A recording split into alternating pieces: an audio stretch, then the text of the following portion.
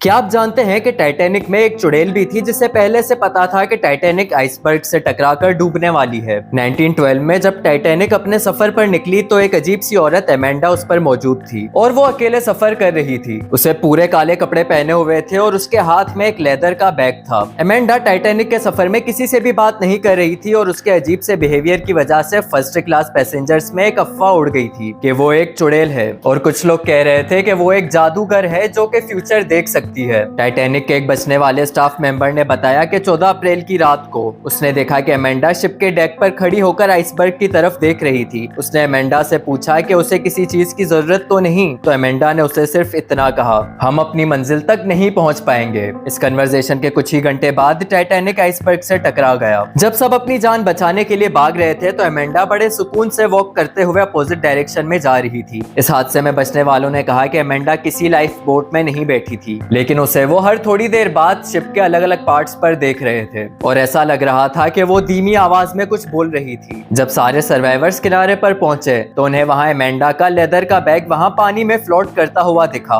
और उसे एक क्रू मेंबर उठाकर ले आया। जब वो उन्होंने खोला तो उनके पांव से जमीन निकल गई। उस बैग में हर उस सर्वाइवर की तस्वीर मौजूद थी जिसकी जान टाइटैनिक के हादसे में बच गई थी। और जब पैसेंजर्स लिस्ट को देखा गया तो उसमें भी एमेंडा का नाम कहीं नहीं था और एक क्रू मेंबर के अलावा किनारे पर पहुंचने तक किसी को भी याद नहीं था कि उन्होंने एमेंडा को देखा भी था। और फिर कई सालों बाद सितंबर 2001 को भी कुछ लोगों का मानना है कि उन्होंने एमेंडा को ट्विन टावर्स के करीब देखा था।